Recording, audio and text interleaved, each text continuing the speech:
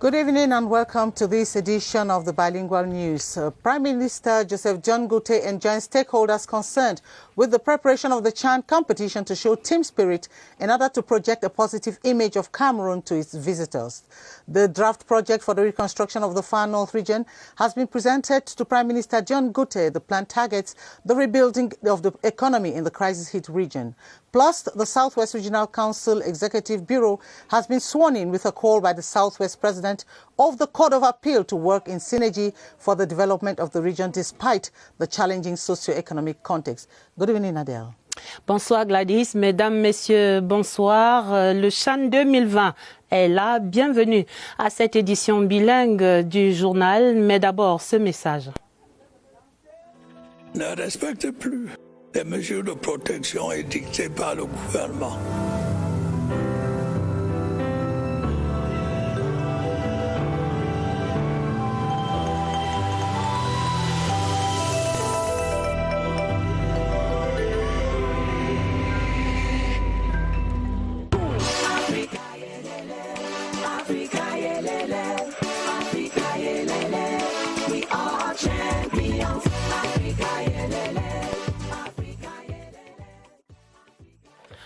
Après-demain, le CHAN Total Cameroun 2020 entre donc dans le vif du sujet.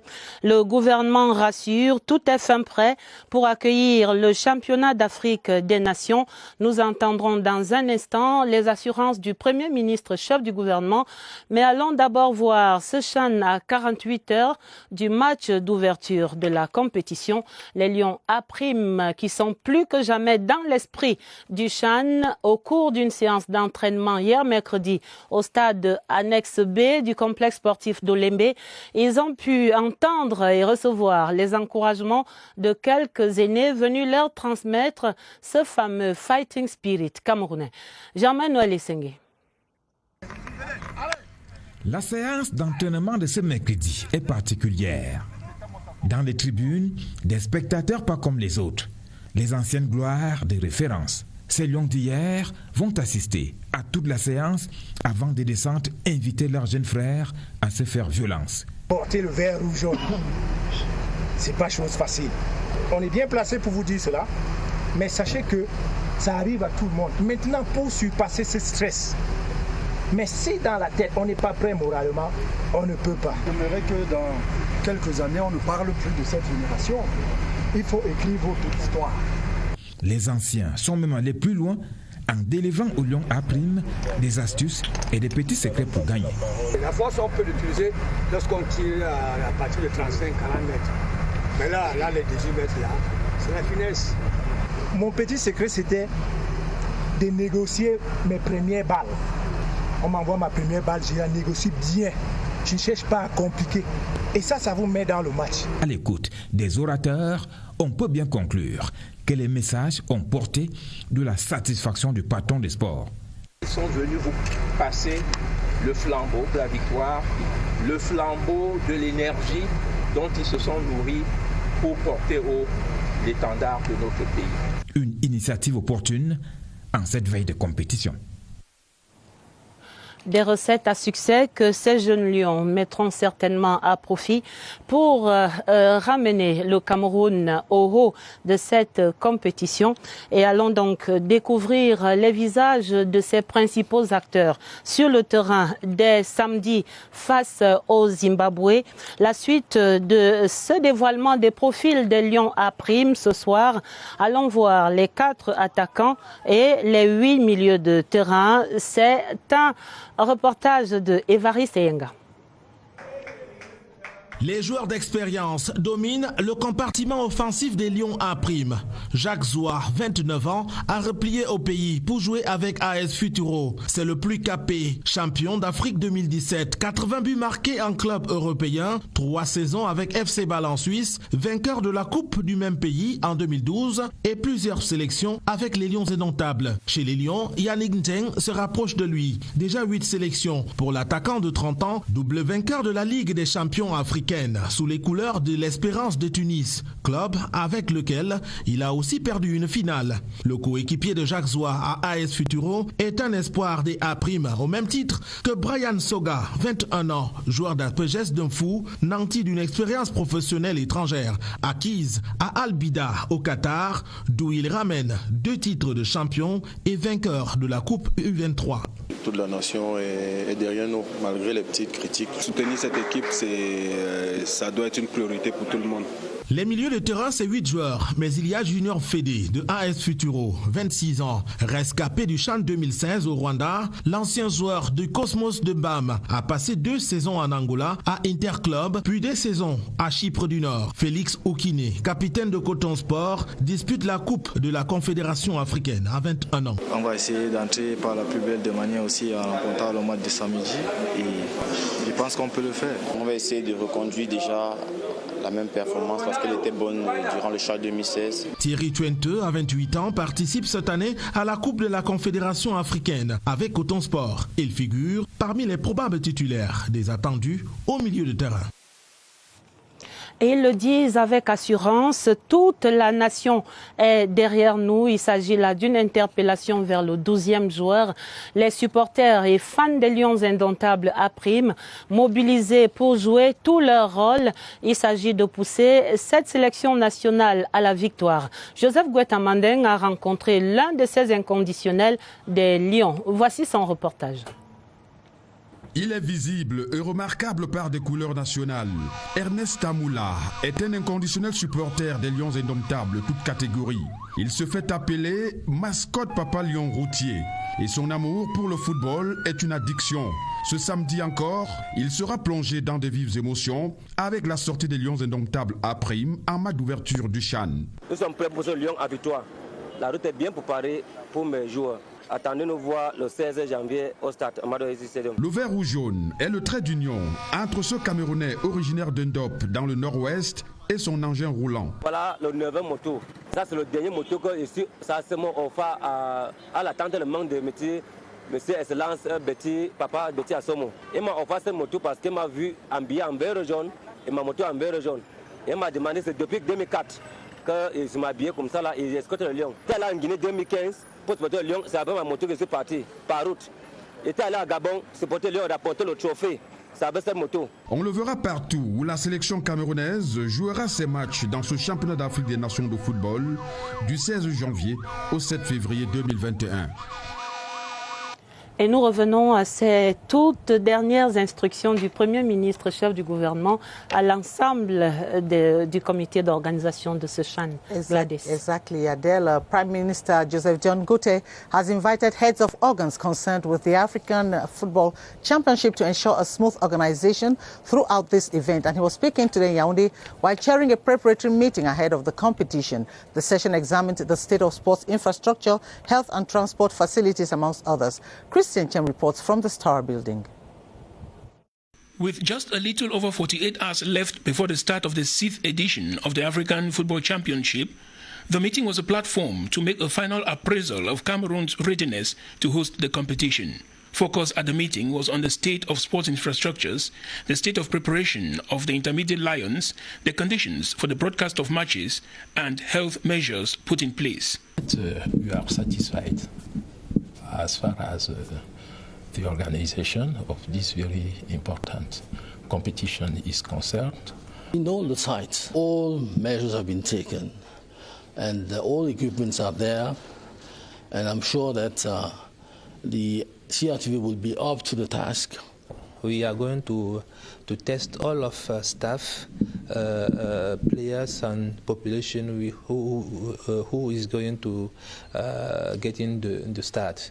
Dispositions taken at the east entrance to Douala to fluidify transportation, the state of urban cleanliness and the situation of taxis also came under scrutiny. The head of government has instructed us with all the activities that we made to make sure that the way to hotel and stadium are clean to show the good face of our country. Prime Minister Joseph John Gote has called on all to remain mobilized and alert in order to ensure that Cameroon shows a beautiful face of herself during the competition.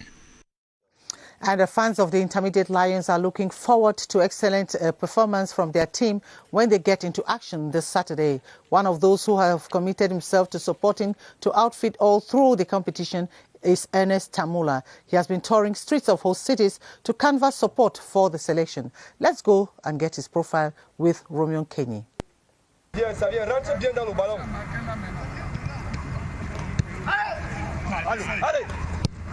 A maiden warm-up session for the Intermediate Lions at the Olembe Annex 2 Stadium. Emphasis is laid on ball controls, demarcation, and vitality up front for strikers. Then keepers are drilled on various tips on keeping a clean sheet. Instructions are doled on the admiration of Sport and Physical Education Minister, Professor Narcis Mwanekombi. In a nocturnal effervescence, a cream of ex-football icons galvanized the lot. They are on the verge entering football annals in the country. I was telling them that all the players have a pressure, but the most important is to try to throw away that pressure. Another message that I want to send is also to all the Cameroonians. We have to be the 12 players. While in camp, the 33 players have equally been extended encouragement messages from the country's top hierarchy. The team will hold another training Friday prior to Saturday's CHAN opener against Zimbabwe. We continue our series with the presentation of the different players of the Lions squad who will defend the national colours during this competition. In this edition, we focus on the midfielders and attackers considered to be key players to enable them Cameroon team come victorious. Baldwin Sama now presents these players in the following report. 26-year-old Junior Fede was among the last players to be called to camp and will be one of the players to watch out for. He played the 2016 African Nations Championship in Rwanda and the African Champions League with Cosmos of Bafia. After playing for Interclub of Luanda, he traveled over to Cyprus, where he played for 2 football seasons before returning home. Discreet and very talented midfielder Felix Okini of Cotonsport of Gawa has used his experience as winner of the 2017 championship and captain of Cotonsport of Gawa to impose himself in the Intermediate Lions den. His other teammates to watch out for is Thierry Twente, whose skills will be useful for Team Cameroon during the competition. The other midfielders to watch out for are Onana Fabrice. He is a talking point on almost every league. Jacques Zoua, attacker with the Intermediate Lions of Cameroon. After playing for many European clubs with no success story to write home about, he has returned home to restart his career with AS Futuro after winning the 2017 African Cup of Nations. My ambition is to win this competition at home, knowing that we are hosts, and to win, we need to work hard and have the nation's support. A similar case is that of Yannick Jeng of AS Futuro. Thrice he has been finalist of the African Champions League with Esperance of Tunis, and he has equally played in Switzerland, having many caps with Cameroon's Indomitable Lions. The ambition is not only for Yannick, it's the ambition for all the Cameroon country. I hope the Cameroon go very, very far for this competition. Everybody is ready. 21-year-old Brian Soga of Apeja Sonfo once played for Al Abidal of Qatar, winning the Under-23 Championship and Cup in that country.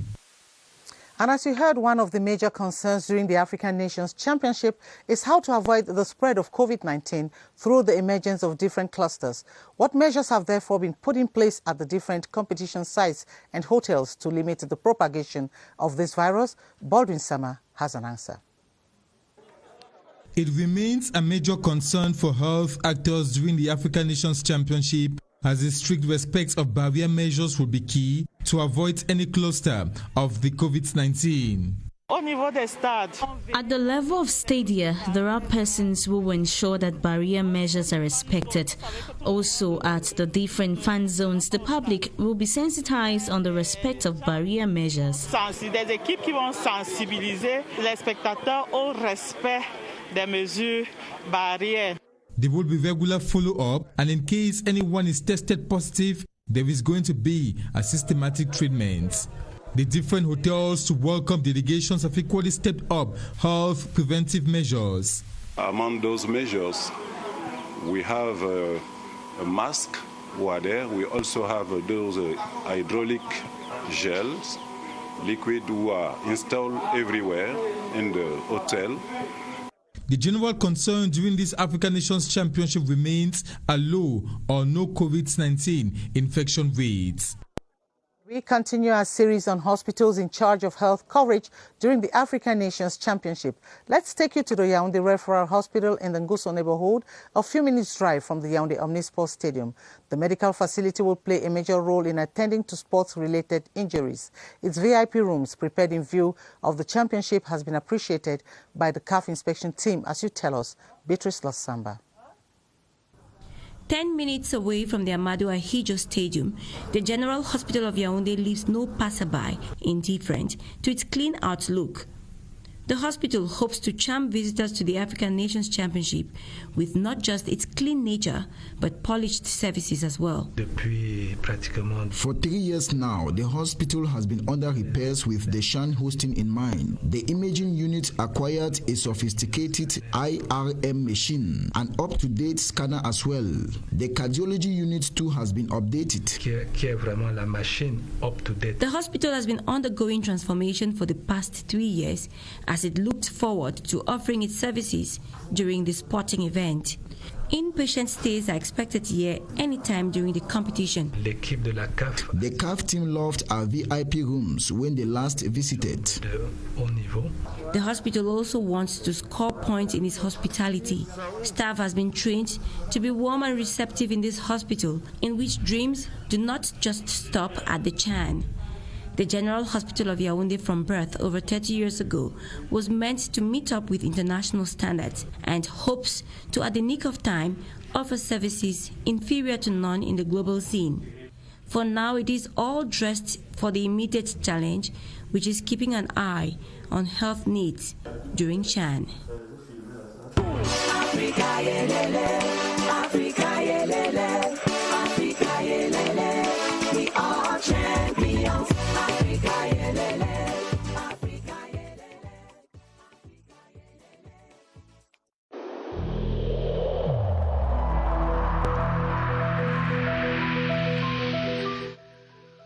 I urge you once again to put on your face masks, to wash your hands regularly, and to consult a physician or any other health personnel if you notice any symptoms.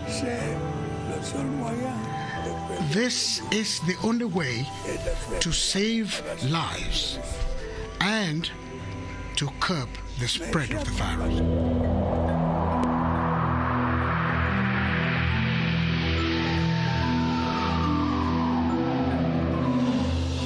Let's now take you over to the Public Health Emergency Operations Center to have an idea of the latest COVID-19 figures in Cameroon. Our reporter Baldwin Sama is standing by with updates. Hello, Baldwin. Good evening to you. I should say, as per the figures we have, they simply come to confirm the fact that the virus is still very much present among us, with more and more persons who get tested positive for the coronavirus. Given that the latest update with regards to the figures, talking about the spread of the coronavirus, it explains to us that so far we have had 27,336 confirmed cases of persons tested positive for COVID-19 in Cameroon, with 451 Cameroonians who have died for COVID-19 ever since we had the first confirmed case in the country in March last year, 2020. Presently in the society, we have 633 active cases, meaning persons living with the virus in Cameroon, with 81 persons who are hospitalized in the different hospitals in the regions of the country. And so far, 5 out of these persons who are in the hospitals are under oxygen, with the death rate that stands at 1.6%. And if we have these figures at this level, it is simply COVID because more and more persons have stopped respecting most of these outlined barrier measures to limit the spread of COVID-19. And if we should have these numbers decrease or these figures decrease, this respect for all these outlined barrier measures must be key. Back to you. Well, thank you very much, Bodwin Sama. And we now continue this newscast in French with you, Adele. Gladys, nous allons revenir sur d'autres informations sur ce CHAN dans la suite de ce journal bilingue. Mais nous allons d'abord directement dans le littoral, la région qui accueillait ce jeudi le tout premier président du Conseil. Notre reporter Chris Patricia Luluga a enregistré les attentes des populations et l'accueil réservé à Polycarpe Banlock. L'instant était attendu par les populations et les conseillers régionaux pour l'entame d'un mandat efficient dans la région du littoral. Après la session de plein droit du 22 décembre 2020, Polycarpe Banlock et son équipe n'attendaient plus que cette prestation de serment. Je m'engage à servir les intérêts de la région et à remplir loyalement et fidèlement mes fonctions sans discrimination ni favoritisme. La cérémonie de prestation de serment qui s'est déroulée en présence du gouverneur de la région du littoral, Samuel Dieudonné Iva Hadibois, a permis aux membres de l'auguste institution judiciaire de décliner les droits et obligations du nouveau président du Conseil régional du littoral. Il devra veiller sur le bien-être de la population dans un esprit républicain pour un développement harmonieux et équilibré de la région. Une région de 34 communes, cosmopolite et qui fait face à de nombreux problèmes d'électrification et d'enclavement, surtout en zone rurale. C'était plutôt notre correspondant, notre permanent dans le littoral, Léon Bertrand Tanefo, et le Sud également qui recevait son tout premier président de conseil régional. C'était ce jeudi, jour de prestation de serment de Emmanuel Lemva, qui s'engage à travailler avec impartialité, probité et loyauté. Des engagements prononcés devant le président de la Cour d'appel du Sud ce jeudi, et c'est dans ce reportage de Flavien Zorbo. Devant la Cour, le bras droit levé vers le ciel, le nouveau patron de l'exécutif régional du Sud s'est engagé à travailler pour l'intérêt de la région avec loyalisme, fidélité, sans discrimination ni favoritisme. Je me suis engagé devant les autorités judiciaires à honorer mon engagement à remplir avec dignité cette émission pour le grand bien des populations. Séquencée en 2 tableaux, l'audience solennelle y afférente a donné l'occasion aux représentants du parquet de dresser le dense portrait d'un citoyen qui a mérité le 22 décembre dernier la confiance des conseillers régionaux. Il s'engage devant Dieu et devant les hommes à accomplir de manière correcte, n'est-ce pas, la mission qui lui a été confiée par ses pairs. Le dernier volet du cérémonial clôture l'audience, un exercice qui invite le président de séance à recevoir le serment prononcé. Nous restons dans cette région du Sud et précisément dans la ville d'Ambam qui célébrait ce jeudi son tout nouvel hôtel des finances. Le bâtiment ultra-moderne d'un niveau était inauguré par le ministre des Finances. Louis-Paul Motazé a ainsi clôturé en beauté une visite de travail de 4 jours dans cette région. Retrouvons dans la vallée d'une Thème Charles Abosoloba. The official opening of the Ambam Public Finance Office marks a new era for business transactions in the Ntem Valley, a division which shares borders with Gabon and Equatorial Guinea.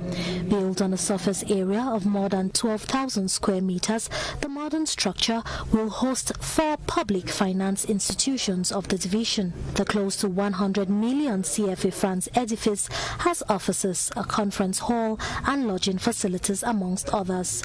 While inaugurating the building, the Minister of Finance called on public finance personnel to use the office as a means of improving their output. He also encouraged the people of the Ntem Valley. What they have to do is to see all the opportunities they have. I mean, a modern agriculture, And this will enable the division, this will enable our economy, this will enable the country as large to have a victory on the crisis that we are facing now. Users of the new building say the office comes in handy. The people of the Ntem Valley during the inauguration expressed gratitude to the head of state for the new finance office.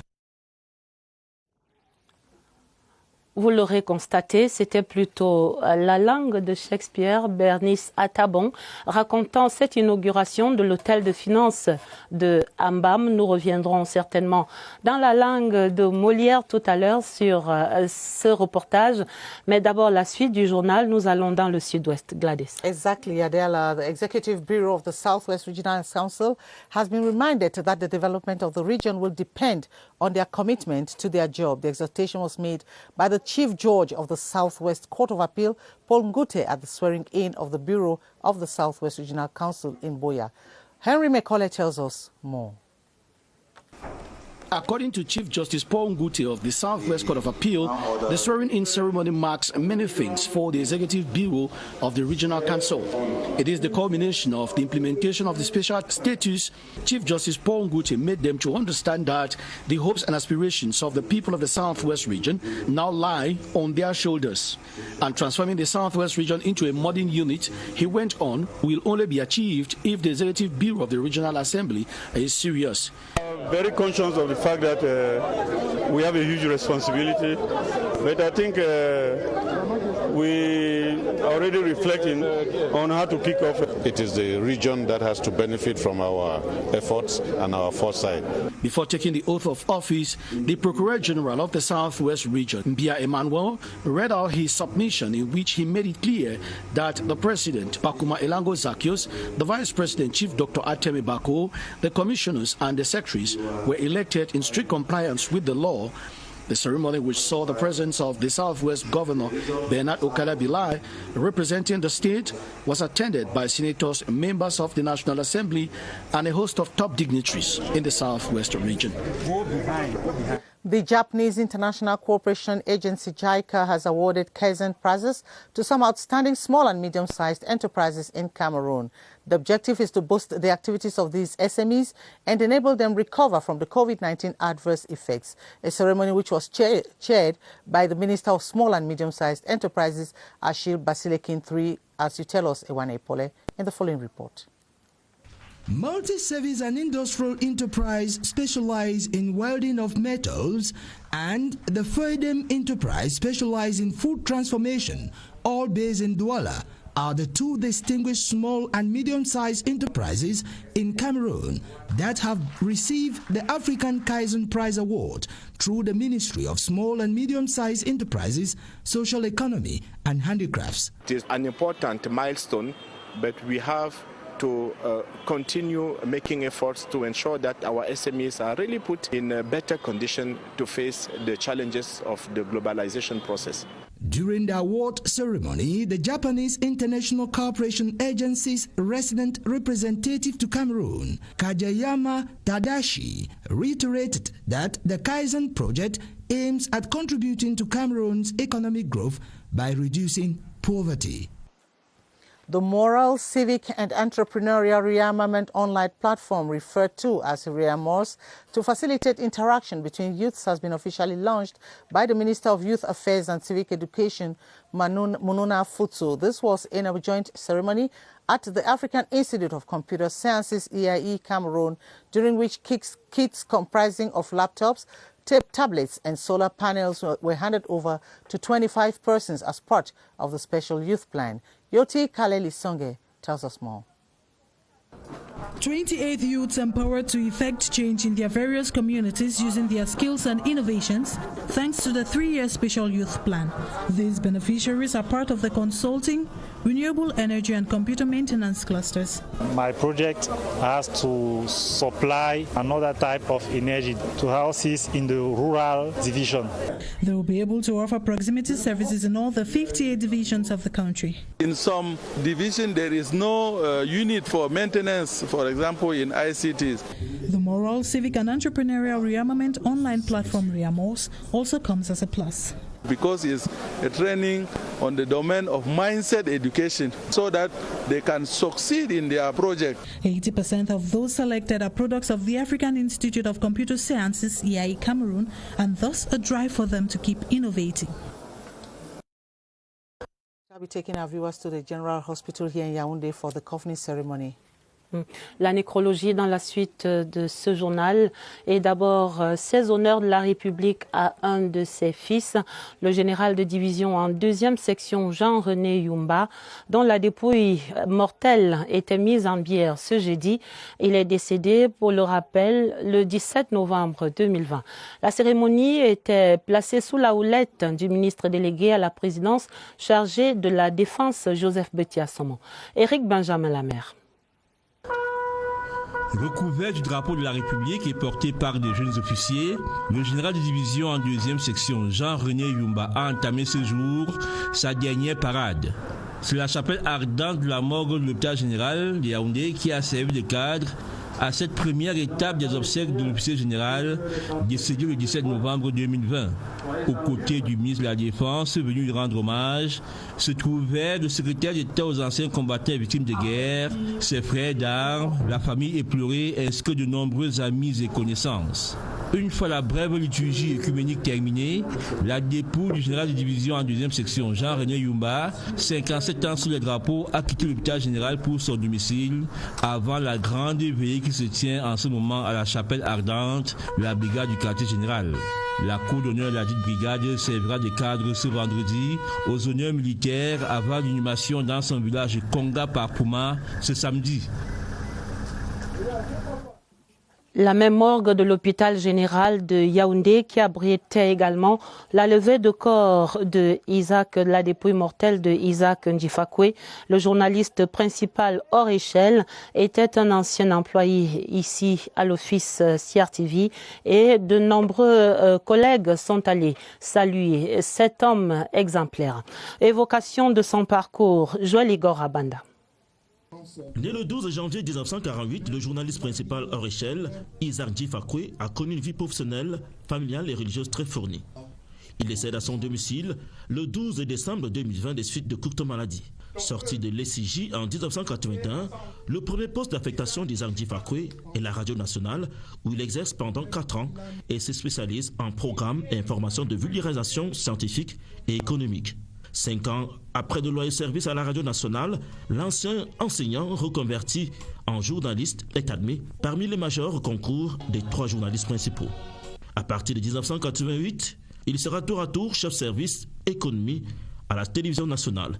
Peu après, il est nommé directeur du centre de formation professionnelle de l'audiovisuel d'Econo. Le journaliste principal hors échelle quitte par la suite la fonction publique et se met à son propre compte.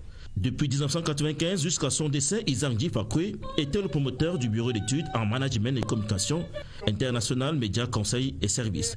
Il va rejoindre la terre de ses ancêtres le 16 janvier prochain. Well, a project to ensure the proper and sustainable management of household waste has been presented to municipal authorities in Yaoundé. The project was presented by during a ceremony presided over by the representative of the DO of Yaoundé 2. Victor Siga completes that story. The project will consist in collecting and transforming waste into a vast income-generating sources.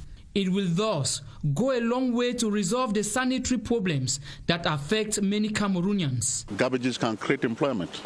We transform garbages into manure, and of course we can also transform this dirt or waste that we have in towns into gas. We can equally transform garbages today into what we can call electricity. During the meeting, members as well as partners were giving a broad understanding of its functioning and benefits to the locals. I'm pleading with the part to assist towns and mayors that will be willing to give him a listening ear. And I think he has financing sources. We just need to work with him and see how we can help most of the local communities create jobs and cleaning at the same time our towns. The project is yet to go operational. The brains behind the initiative count on the massive adhesion of the different mayors to set the ball rolling. Cameroon and Gabon have agreed to partner in the fight against ivory smuggling. This was during an audience granted Gabonese forestry officials by Cameroon's Secretary of State at the Ministry of Forestry and Wildlife, Kulchumi Alaji Bukar. At the end of the meeting, Gabonese genetic analyst spoke to CRTV. Here's an excerpt of what she said. Gabon developed a wildlife DNA forensic laboratory, which is based in Libreville. We offer our service to Cameroon to analyze the geographical provenance of a large ivory seizure, which happened here in October. So we are here to take samples with the permission of Cameroon, and these samples will be analyzed in our lab in Libreville, and then we will share results about the geographical provenance. Pour des raisons indépendantes totalement de notre volonté, certainement quelques difficultés techniques que nous avons, Gladys, à achever ce journal tel qu'annoncé dans nos titres. Nous allons certainement y mettre un terme. Il est 20h06 dans ce studio et nous vous disons que sur cette antenne, dans quelques minutes maintenant, vous aurez les premières couleurs du Chan. C'est une émission spéciale que vous propose la CRTV sur toutes ses antennes et sur toutes ses plateformes digitales. Une soirée spéciale baptisée Chan Show qui est donc bientôt pour vous sur toutes ces antennes pour 120 minutes de plaisir en direct du studio 1 de Mbala 2. Émission avec plusieurs acteurs de ce Chan qui s'ouvre dans quelques heures seulement maintenant. Le samedi, ce sera au stade Omnisport Amadou Ahidjo, 17h, le premier match Cameroun-Zimbabwe. Et c'est donc la fin de cette édition spéciale, édition bilingue du journal préparé avec la collaboration de Augustin Bitoka et de Augusta Ngononga. Vous aurez certainement d'autres informations plus complètes sur cette antenne à minuit avec Sadou Mamoudou et Elvis Teke. Nous vous souhaitons une excellente soirée avec ce programme spécial et d'avance un excellent week-end à lundi. Monday. Good Monday, Adele, and good night, and thanks for being very good.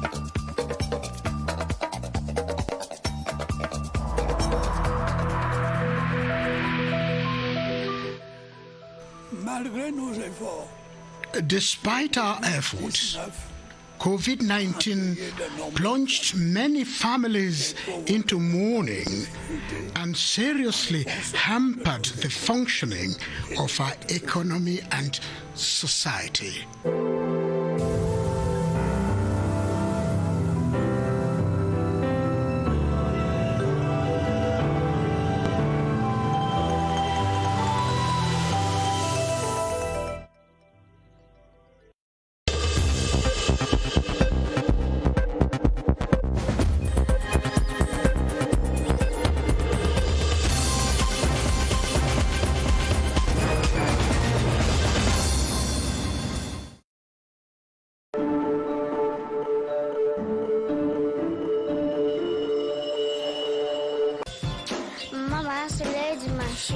Chaque jour, nous sommes exposés au soleil et aux bactéries, mais je suis tranquille, j'ai mon secret.